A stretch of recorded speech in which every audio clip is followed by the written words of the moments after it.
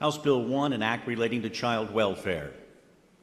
Gentleman from Garrett. Mr. Speaker, I would yield to the gentleman from Lincoln 80 for explanation of Senate amendments and a motion thereon. Chair recognizes the gentleman from Lincoln 80 for further explanation of Senate amendments and a motion thereon.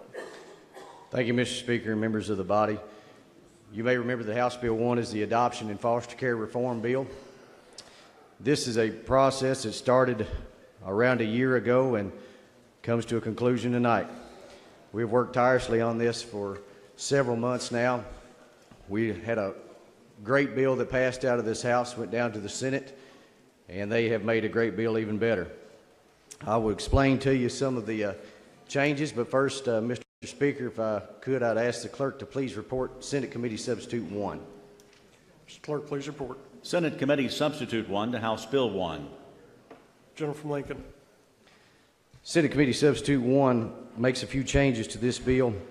First, in Section 19, we are changing the language where we were changing how the Children's Advocacy Centers and the Cabinet work together to get confidential information back and forth. There was some concern there that that information may fall into the wrong hands and may put the child at risk if it happened to be a parent or someone that had abused them. So they had asked for some changes, and what we have done in this is said that in lieu of them giving all those files and those reports to the Cabinet, they may testify on behalf of that instead of giving that information out.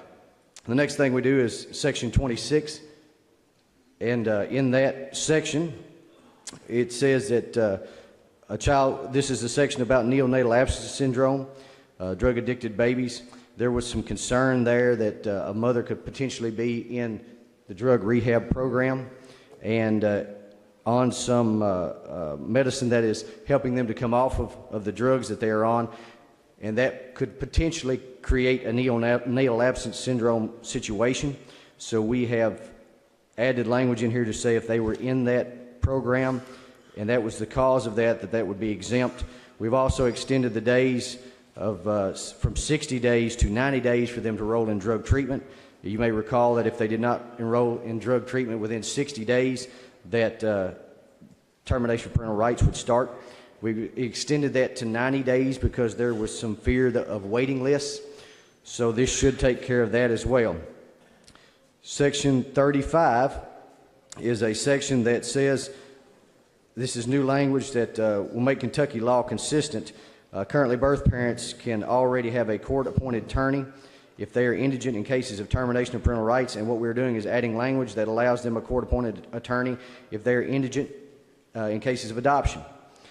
Finally, Section 57 says that this new section is added to help facilitate fingerprinting for background checks for potential foster and adoptive parents who are working through a child care facility or child placing agency.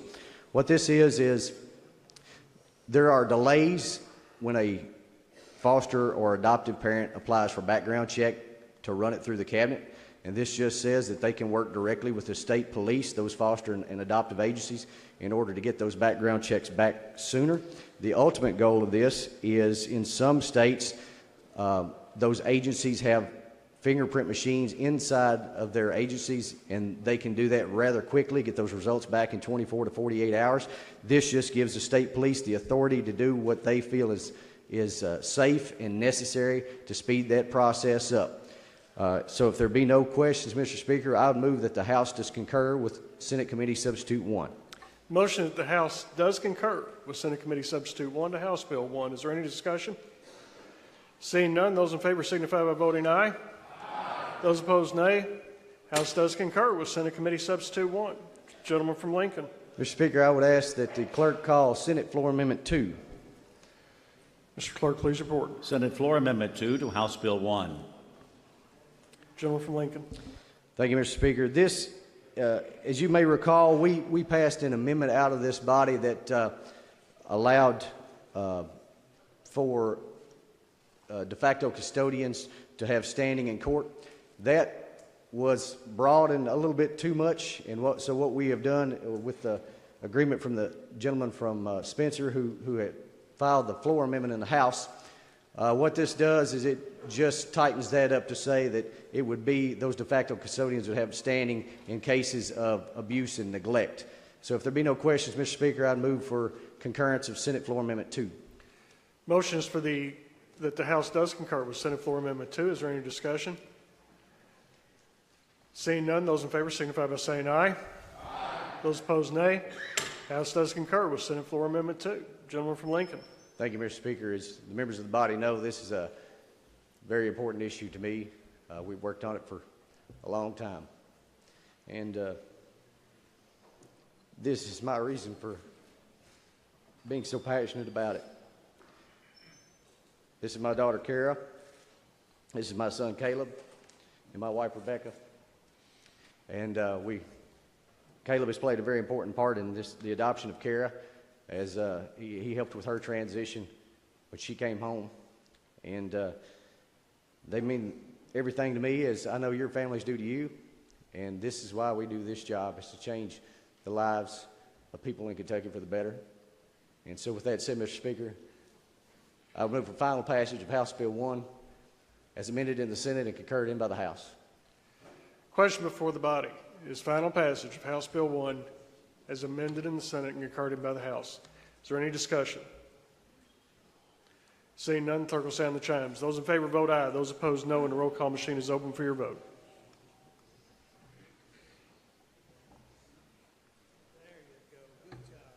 All members voted. Does any member wish to change or explain their vote? Clerk will take the roll. There being 90 members voting aye, 1 member voting no, House Bill 1, as amended in the Senate, concurred in by the House, is finally passed. Gentleman from Lincoln. Mr. Speaker, on behalf of the children, the foster and adoptive families across Kentucky, I move for clencher. Without objection, clencher is applied.